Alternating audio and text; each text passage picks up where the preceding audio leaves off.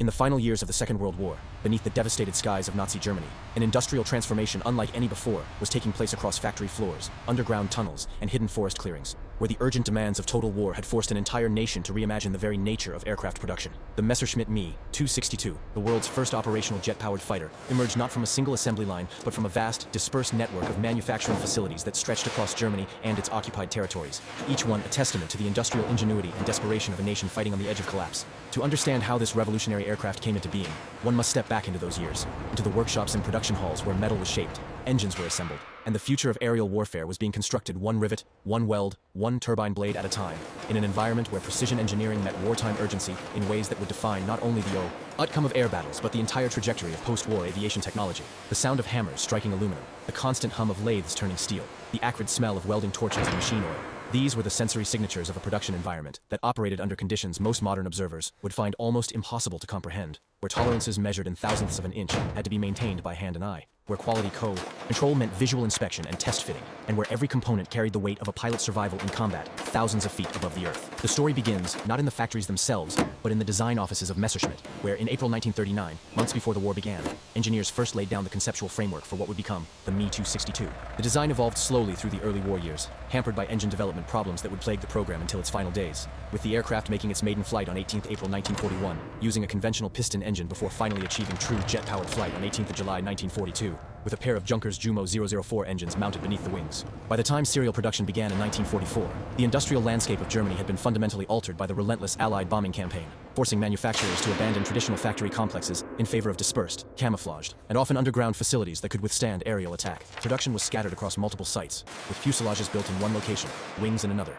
engines in a third, each component traveling along precarious supply lines to final assembly points that might be little more than clearings in the Bavarian forests or tunnels carved deep into mountain rock. The Messerschmitt plants at Augsburg and Regensburg employed thousands of workers by late 1944, with over 28,000 people engaged directly in Me-262 production as of 31st December that year, excluding those building jigs and conducting research. But these traditional facilities were increasingly supplemented by extraordinary underground complexes, like the Walpersberg mountain installation, where a disused mine was converted into an aircraft assembly plant, complete with a 30-kilometer tunnel system, excavated by over 12,000 forced laborers, and the Weingut bunker factory in Upper Bavaria, where a massive reinforced concrete barrel vault wall is designed to house a 9-story engine manufacturing facility safe from bombing. The construction of a single Me-262 began with the fuselage, a semi-monocoque structure built up from formed aluminum alloy sections that required precise bending, stretching, and joining to create the sleek, aerodynamic profile that distinguished the jet fighter from its piston engine contemporaries. In the workshops dedicated to fuselage construction, workers began with flat sheets of aluminum alloy, material that had been rolled to specific thicknesses at distant mills, and transported to the factory under conditions of constant threat from air attack. These sheets were marked out using templates made from steel or hardboard, patterns that had been developed through countless iterations in the design phase, and now served as the master guides for every fuselage section that would be produced. The marking process required precision and care, as every millimeter of material had to be accounted for. Waste was unacceptable in an economy where strategic metals were increasingly scarce, and any error at this stage would propagate through the entire assembly process. Once marked, the sheets moved to presses and rolling machines where they were formed into the curved sections that would become bulkheads, stringers, and skin panels. Operations that demanded not only mechanical power but also the practiced eye of workers who understood how aluminum behaved under stress, how it would spring back after forming, and how much force was needed to achieve the desired shape without cracking or tearing the metal. The fuselage construction proceeded from the nose section backward, with each bulkhead positioned precisely along a central jig, a massive framework of steel that held the components in their correct spatial relationships while workers moved among them with rivet guns, drills, and bucking bars.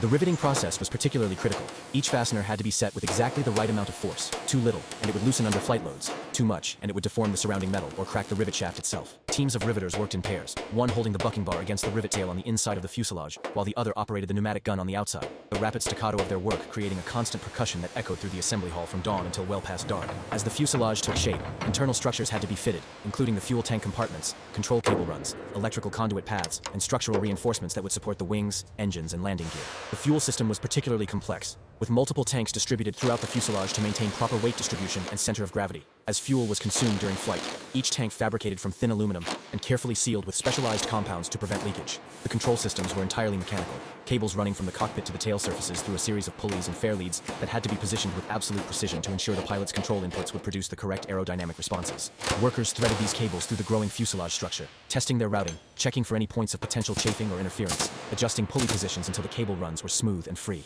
The electrical system, though primitive by later standards, required careful installation, with wiring bundles routed along the fuselage walls, secured at regular intervals, and protected from the sharp edges and moving parts that could damage insulation and create short circuits. Every wire had to be labeled, every connection had to be secure, every component had to be accessible for future maintenance. requirements that added hours of painstaking labor to the construction of each aircraft. While fuselages were taking form in one section of the dispersed production network, wings were being constructed in entirely separate facilities, including at least one major wing assembly operation that took place inside Germany's oldest motorway tunnel at Engelberg, west of Stuttgart, where the constant temperature and protection from bombing made it an ideal location for the precise work of wing construction. The Me-262 wing was a swept design, an aerodynamic innovation that reduced drag at high subsonic speeds, but created significant manufacturing challenges. Each wing began with a main spar, a substantial beam of aluminum alloy that formed the primary structural element, running from the wing root where it would attach to the fuselage outward to the wing tip, designed to carry the massive bending loads imposed during flight maneuvers and the weight of the engines mounted beneath. The spar was fabricated from multiple components, including vertical webs, horizontal cap strips, and reinforcing angles, all riveted together to create a structure that combined maximum strength with minimum weight.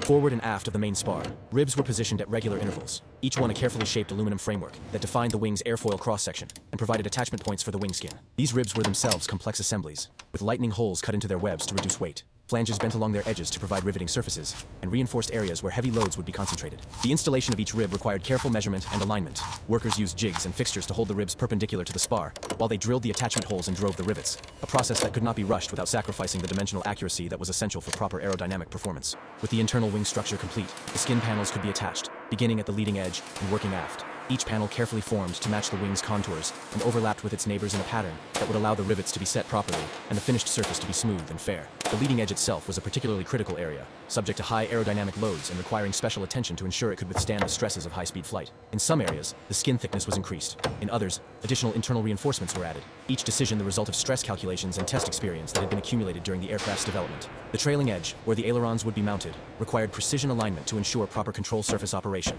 with hinge brackets installed at exact positions and shimmed as necessary to achieve the correct gaps and angles. The wheel wells, those openings in the wing where the landing gear would retract, had to be cut out and reinforced with additional structure, a time-consuming process that required careful marking, cutting with hand tools or pneumatic saws, and the installation of heavy reinforcing rings that would support the gear and prevent the wing skin from buckling under the concentrated loads. Throughout the wing construction process, workers constantly checked their work against blueprints and templates, measuring dimensions, comparing angles, ensuring that every component was within the specified tolerances that would allow the finished wing to perform as designed. The engines, those revolutionary Junkers Jumo, War 4 turbojets that gave the Me-262 its unprecedented performance, represented an entirely different manufacturing challenge, one that pushed the limits of Germany's metallurgical capabilities and production capacity. Each Jumo 004 was an axial flow turbojet, the first of its kind to enter operational service, featuring an 8-stage compressor, an annular combustion chamber, a single-stage turbine, and an exhaust nozzle, all contained within a nacelle that would be suspended beneath the Me-262's wing.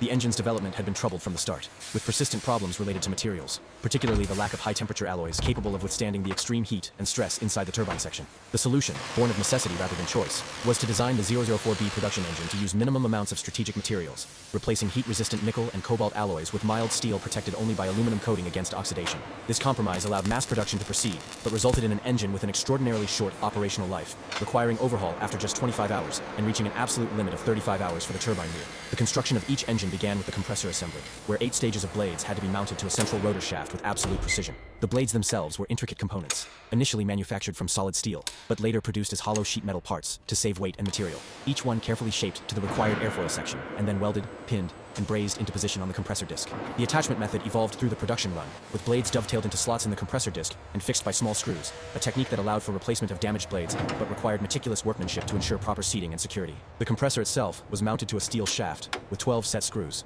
a seemingly simple arrangement that nonetheless demanded precise torque values and careful inspection to prevent the catastrophic failures that could result from a compressor coming loose at operating speeds that exceeded 8,000 revolutions per minute. Behind the compressor, the combustion chamber represented another manufacturing challenge, an annular space where fuel mixed with compressed air and burned continuously to generate the hot gases that would drive the turbine. The chamber walls had to withstand temperatures that would quickly destroy mild steel, leading to the development of a complex internal cooling system that directed air around the combustion zone and through hollow passages in the metal. The fuel nozzles, positioned at regular intervals around the combustion chamber, had to atomize kerosene into a fine mist that would burn efficiently and completely, a requirement that demanded precise machining of orifices and passages that might measure only fractions of a millimeter. The turbine section, the heart of the engine where hot gases expanded through carefully shaped passages to extract energy and drive the compressor, was the most critical and difficult component to manufacture. The turbine wheel, a disc with blades mounted around its periphery, rotated at extreme speed in an environment of scorching heat and tremendous mechanical stress. Each turbine blade was a precision component, manufactured through a complex multi-stage process that could involve as many as 15 separate operations for the hollow type, which were formed by deep drawing from flat discs. The hollow design allowed cooling air to flow through the blade interior and escape through a carefully sized gap at the trailing edge, a technique that reduced blade temperature and extended operational life, though even with this cooling, the blades remained the engine's most vulnerable components. During turbine assembly, blade roots were fitted over grooved studs on the disc rim, with small locating pins holding each blade in precise position before it was permanently secured. The turbine nozzle blades, which directed flow onto the turbine wheel, were also hollow and cooled, fed with air from the compressor through passages in the supporting structure. The entire turbine assembly required balance checks, with the rotor spun on test stands while technicians added small weights to counteract any residual vibration. The completed engine, before leaving the factory, underwent testing that might last several hours, though given the engine's short lifespan, even this limited running consumed a significant portion of its total operational capability. Back in the final assembly areas, fuselages, wings, and engines came together for the first time, a process that transformed separate components into something recognizable as an aircraft. The wings were attached to the fuselage through a series of 17 bolts that passed through flanged members riveted to the top wing surface, connecting to substantial structural fittings within the fuselage center section. This joint carried enormous loads. The entire weight of the aircraft plus all flight loads had to pass through these attachment points, and achieving proper alignment was critical. Workers used alignment jigs and measurement tools to position the wings at the correct angle and distance, shimming as necessary to close gaps and achieve the specified fit. Once satisfied with the alignment, they drilled the final size bolt holes through both wing and fuselage structure, deburred the holes to remove any sharp edges that could initiate cracks, installed the bolts, and torqued them to the values specified in the engineering drawings. The engines, complete with their nacelles and mounting structures, were then attached beneath the wings using their own sets of bolts and fittings, positioned so that thrust lines passed through the aircraft's center of gravity and angled slightly forward to account for the wing's sweepback. Each engine installation included not only the mechanical mounting, but also the connection of fuel lines, electrical cables for starting and control, and the integration of the engine cowlings that formed the outer surface of the nacelle. The landing gear, consisting of a tricycle arrangement with a nose wheel and two main wheels that retracted into the wings, had to be installed and rigged, a process that involved mounting the gear legs into their respective wheel wells, connecting the hydraulic or mechanical retraction systems, adjusting the stops and locks that held the gear in both extended and retracted positions, and conducting functional tests to ensure everything operated smoothly. The cockpit, that small space where a single pilot would control this complex machine in combat, received intense attention during the final assembly phase.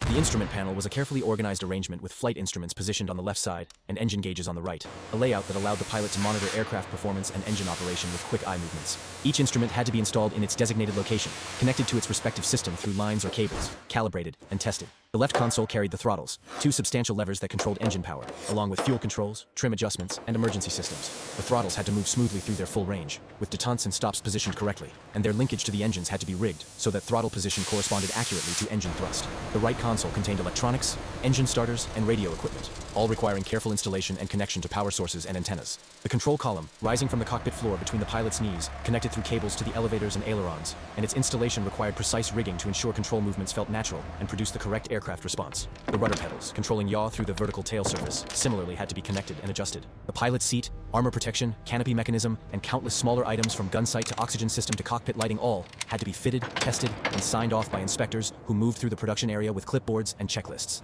The armament installation, in the Me-262's case typically 4 30mm cannons mounted in the nose, represented another specialized aspect of construction. These heavy weapons, capable of destroying bombers with just a few hits, had to be mounted on substantial structure that could withstand the recoil forces generated when they fired. The mounting framework was built into the forward fuselage during early assembly stages, with reinforced attachment points and provisions for the ammunition feeds that would supply rounds from storage areas deeper in the fuselage. Each gun had to be installed in its mount, aligned so its bore pointed along the correct axis, and secured with the proper fasteners. The ammunition feed systems, complex mechanisms that moved 30mm rounds from storage boxes to gun breech, required careful routing and adjustment to ensure reliable operation. The gun sight, an optical device that helped the pilot aim at fast-moving targets, had to be mounted at the proper position relative to the pilot's eye and aligned with the gun bores. The electrical firing circuits had to be wired and tested, ensuring that when the pilot pressed the trigger button on the control column, all 4 guns would fire in synchronization. In some Me-262 variants, provisions were made for bomb racks beneath the fuselage, adding another layer of complexity to the armament installation. Throughout the entire construction process, quality control remained a constant presence, though the methods available in 1944 were far removed from modern automated inspection techniques.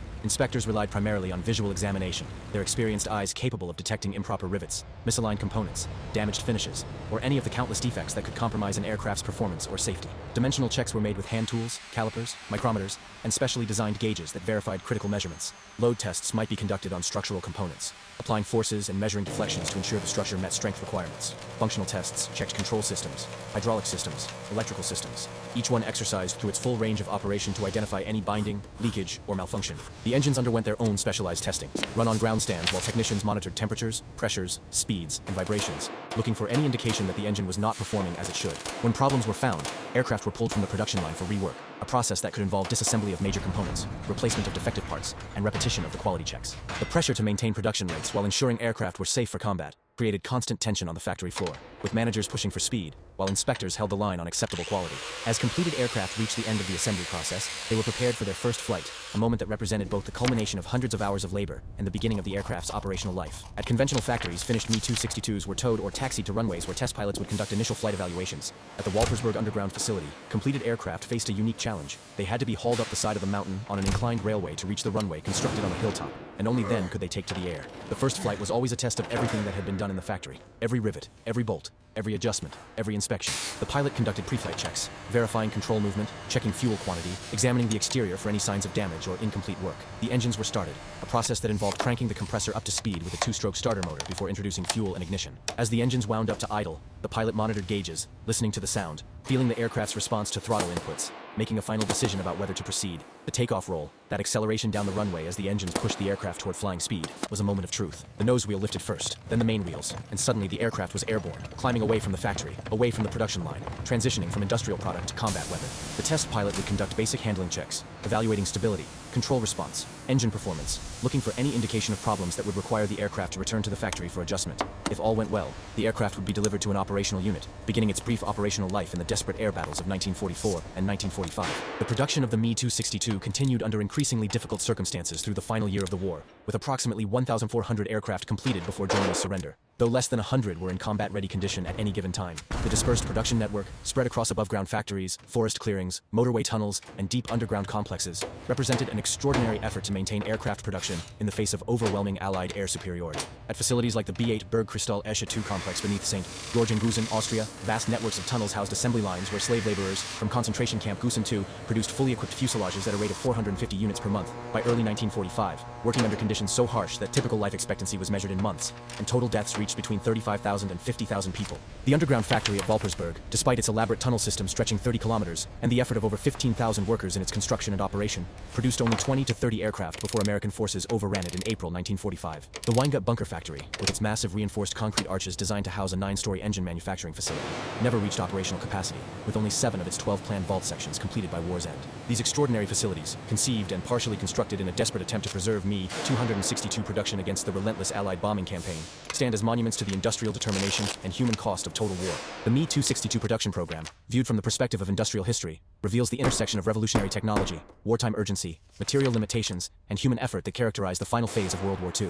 The aircraft itself, with its swept wings, jet engines, and high speed, represented a genuine leap forward in aviation technology, a glimpse of the future that would dominate the post-war era. Yet its construction relied on manufacturing methods that were fundamentally traditional: hand tools, visual inspection, mechanical assembly, and skilled workers whose expertise came not from computer training, but from years of apprenticeship and practice. The engines, despite their revolutionary design, were built with materials that could not withstand sustained operation, a compromise that limited the Me-262's effectiveness, and ensured that many aircraft spent more time in maintenance than in combat. The dispersed production network, while it allowed manufacturing to continue despite the bombing, created enormous logistical challenges, and prevented the kind of efficiency that could have been achieved in a few large, well-equipped factories. The use of forced labor, particularly in the underground facilities, reflected the moral collapse of a regime that valued production over human life, and left a legacy of suffering that extended far beyond the aircraft themselves. In the end, the Me-262 came too late, and in too few numbers to affect the war's outcome. But the lessons learned in its production, the challenges overcome, and those that remained unsolved, would inform the development of jet aircraft in the decades that followed. The factory floors, the underground tunnels, the forest clearings where these revolutionary fighters took shape, these spaces witnessed the transformation of raw materials into machines of war, through processes that blended ancient metalworking skills with cutting-edge aeronautical engineering,